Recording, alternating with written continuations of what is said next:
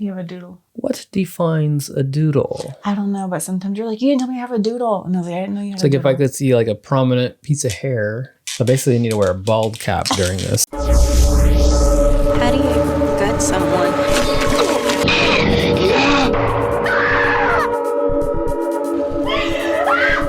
Always trust my gut.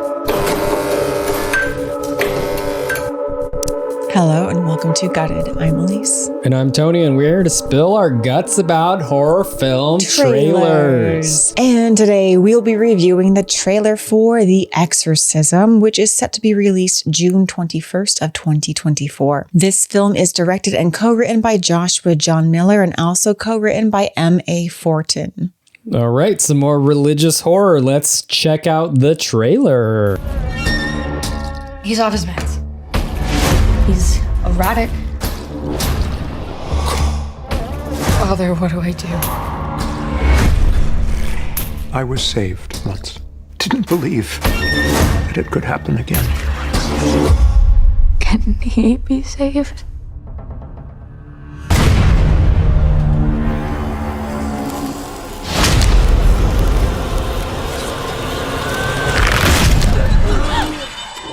It's not worth saving, and you know it.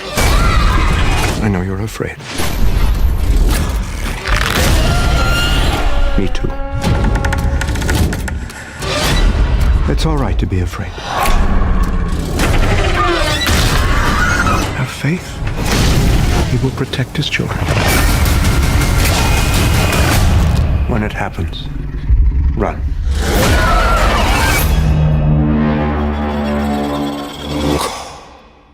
The Exorcism, starring Russell Crowe, and not to be confused with the Pope's Exorcist. I was thinking the same thing.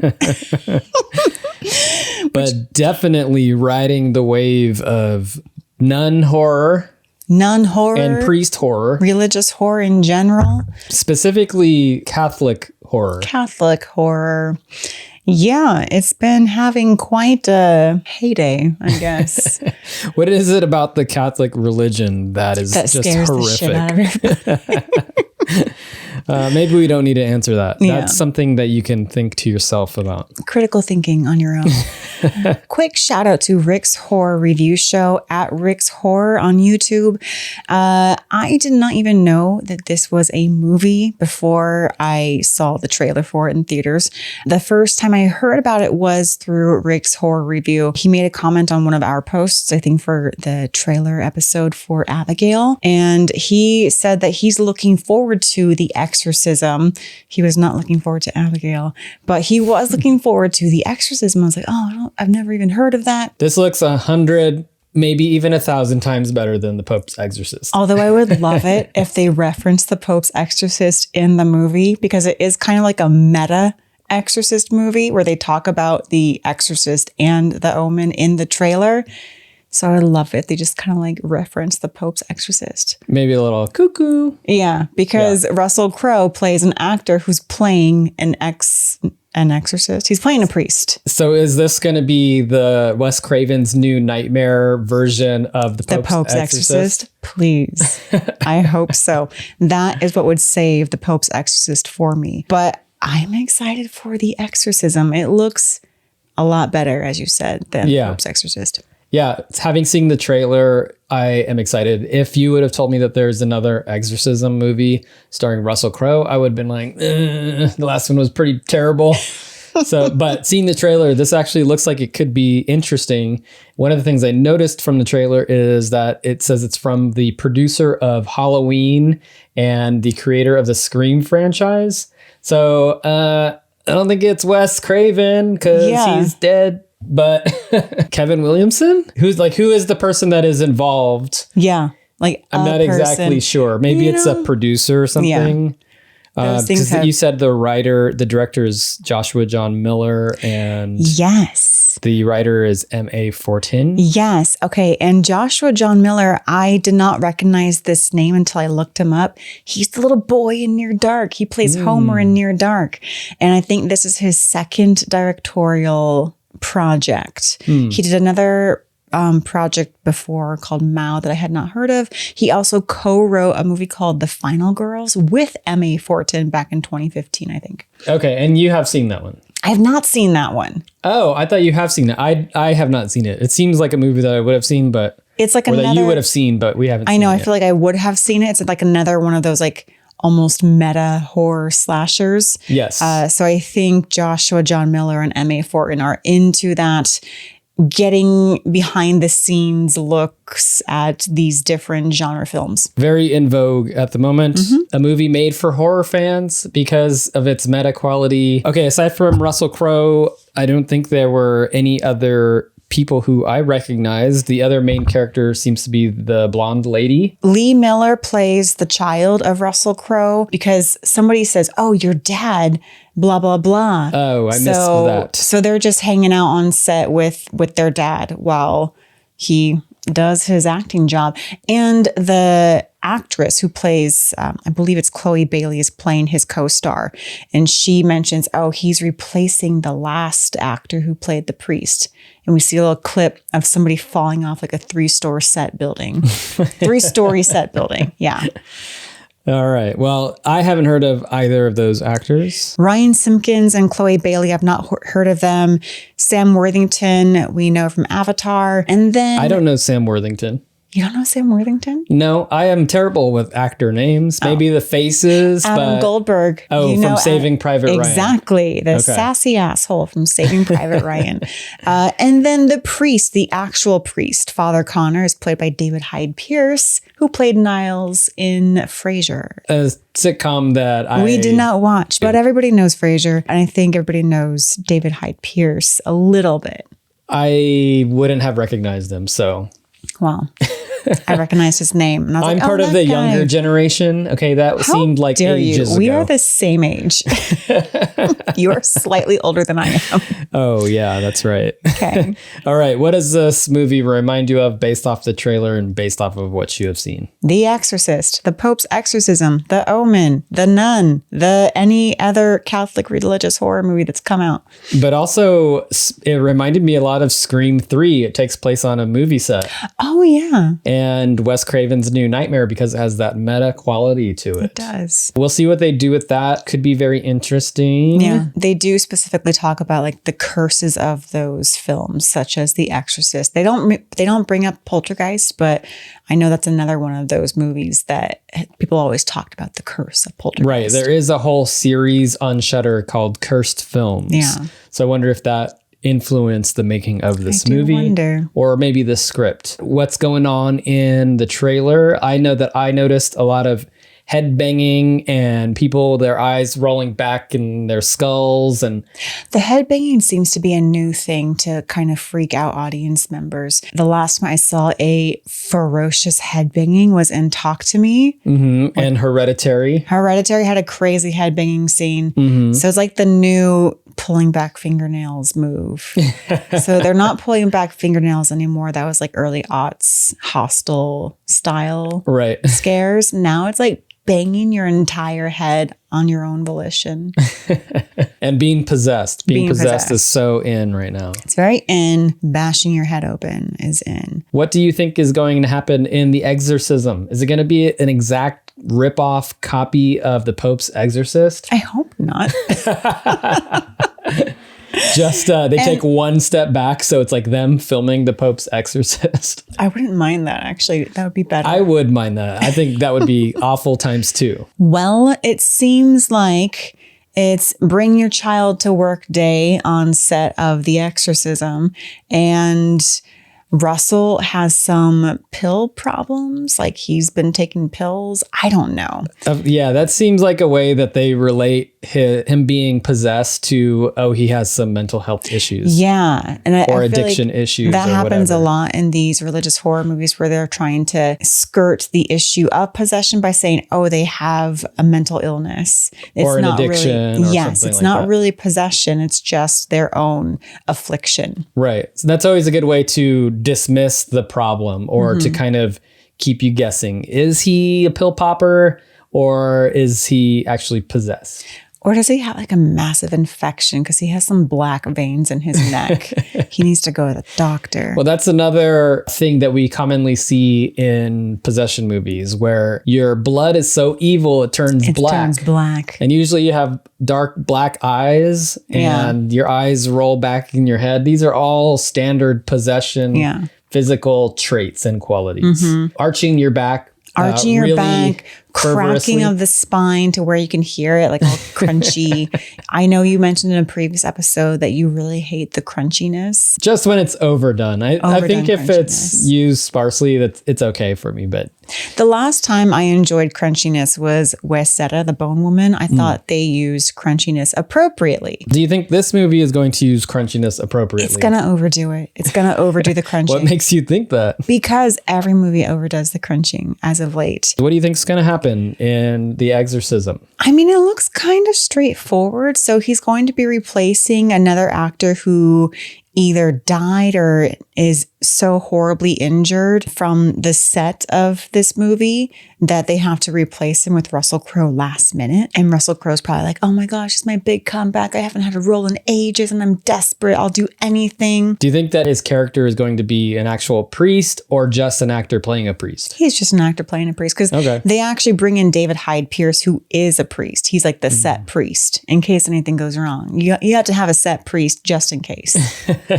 He's going to kind of follow the same fate as the previous actor who was playing the priest, except for he's going to get super possessed because of his affliction to, I don't know, his addiction to pills, or he will have a quote unquote weakness that allows the evil to penetrate him more easily. Anyone who has seen Unhinged knows that Russell Crowe these days can be very foreboding. He is a formidable force in Unhinged. Oh my gosh. He was scary. Yeah. So he was unhinged. And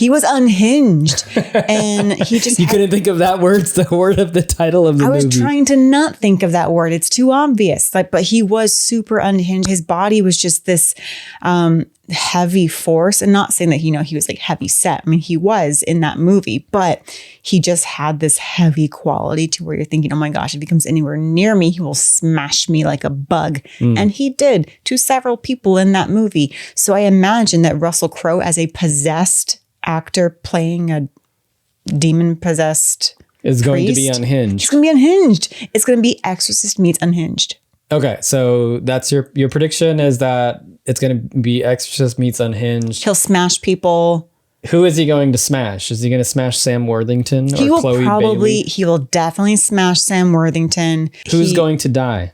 I'm going to guess Sam Worthington and Chloe Bailey are probably both going to die at the hands of Unhinged Russell Crowe priest. I don't think his child Ryan Simkin or his child Lee Miller is going to die. I think they're going to be safe, but they'll probably have some sort of solution, be in cahoots with the priest, Father Connor. But I do think that Father Connor will die as well. I think it's kind of... The priest always dies. The priest always dies. Ooh, and Adam Goldberg is probably going to die. He always dies. He always dies. I mean, we're going based off of Saving Private Ryan. So, all right. Any other last predictions? Everyone's going to die except for Ryan Simpkins. No. Wait, what were your predictions? I don't even know. Everyone's going to die. Everyone's going to die is the prediction from Aleece. And there's going to be some crazy, like Russell Crowe smashing somebody into oblivion, Unhinged style. I am going to predict that Russell Crowe is going to die in the manner of The Exorcist, one of the greatest horror movies or movies in general that has ever been bestowed upon human beings and the world and the earth. He'll throw himself out the window. Yeah, because I think that's one of the things that makes The Exorcist so poignant is that self-sacrifice at the end. So I have a feeling that Russell Crowe is going to also self-sacrifice in order to save his daughter. How is he going to sacrifice himself if he is the one possessed? Who knows? I'm not very good at predictions. Maybe when we are dealing with the demon or the devil, they can basically do anything they want. Maybe Russell Crowe manages to override or take power over this demon and knows the only way to defeat it is to, in the moment where he is the strongest, he has to self-sacrifice.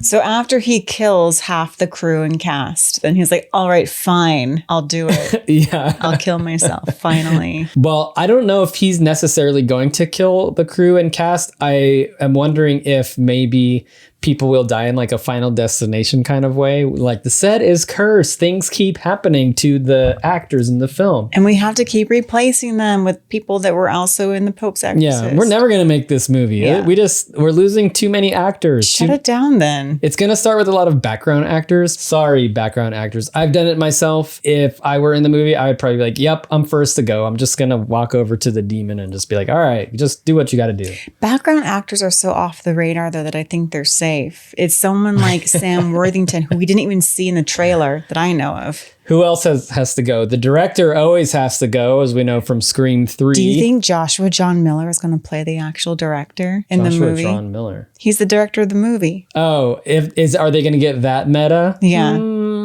There's a possibility, but it wasn't really on the forefront of my mind. Joshua John Miller has the same last name as the two lead characters. No, Miller. that just seems like lazy writing. He couldn't think of another last name. No, he has to choose his own last name. Okay. My biggest takeaway from the trailer is that Russell Crowe looks like he's struggling with some sort of addiction or mental health issue and an exorcism. He's got a lot on his plate and he keeps banging his head on walls and tables. It might come down to a final parent-child. face-off. Yeah, maybe they have a strained relationship. Maybe that's why he brought his child to work. He's like, I want you to think I'm cool again. So I thought she looked like she was a PA. Oh. I think the main thing about the trailer is that, yeah, Russell Crowe looks unhinged, as you say. Yeah. Unhinged meets Exorcist. I think there are going to be a lot of scenes of we're not sure if it's part of the movie or if it's part of the movie that we are watching. So they're going to be like these sort of fake outs, like something crazy happens, like a book gets set on fire and we think that it's happening in the actual story, but then it's actually just like, a scene in the movie. Reset. Yeah, so I think there's going to be a bit of that, sort of like the New Nightmare kind of thing, which was great in New Nightmare. So I hope that it works well in this movie too, because the trailer actually does look very interesting. It does. Yeah. I am intrigued for this. Yeah. So thank you, Rick's Horror Show. Good recommendation. And I also just want to reiterate, I will really like if they reference the Pope's Exorcist. That will be my highlight of the movie if they do that. The poster, we have the exorcism and we have Russell Crowe holding a crucifix and it looks like he's warding some evil off and it's really just his head. The words Russell Crowe and the exorcism. I feel like that's all you need to know about this movie. It's Russell Crowe and he is in a movie called The Exorcism. He is the priest and he is also possessed. He's a one-man show. Yeah. This tells you everything you need to know for the movie. It's Russell Crowe as a priest doing some exorcism. Yeah. What else do you need to know? And honestly, that's why I really don't have many predictions for this movie. I just feel like a bunch of people are going to die. Russell Crowe will be unhinged. You always think a bunch of people are going to die. I don't always think they're going to die. But in this case, particularly, because it is Russell Crowe and he's possessed, I think many people will die at the hand of Russell Crowe. What kind of merch would you get for this poster? Well, what merch do you want? You know, I think that this one would be a really good bookmark for the Bible. You're going to go read the Bible now? No, I'm just going to use this as a bookmark for the Bible that I'm never going to read. You don't even own a Bible. Well, if I stay at a hotel, they might have a Bible. And you'll stick the bookmark in the Bible. That's propaganda.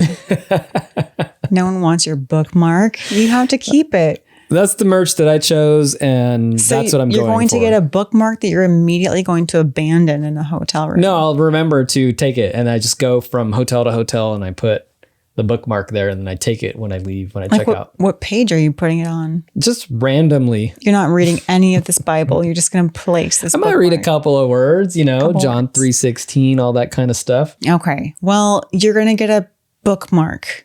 Yeah. And put it in a Bible that you don't own. Yep. All right. That's the merch that I want. Okay. I feel like last time I got a button, You can never have too many buttons. They're tiny, That's right. It's probably more useful than a bookmark for the Bible specifically. I'm going to go for a little button. Little button. So you can always carry around Russell Crowe with you. I don't think I'm going to wear it. I'm just going to put it on top of your Bible. So. All right. We have some Bible accoutrement as merch.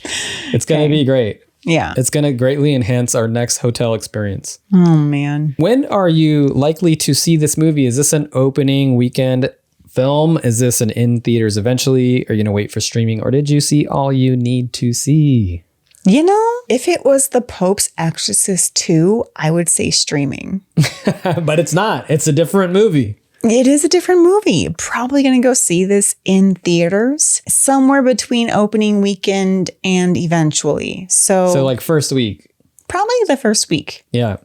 I've been quite busy as of late. However, I will go with you first week. I'm not dying to see it, but it does look interesting. I am excited to see it. I'm curious. Yeah. And I will say I'm more curious now that I see that Homer from Near Dark is the director / co-writer.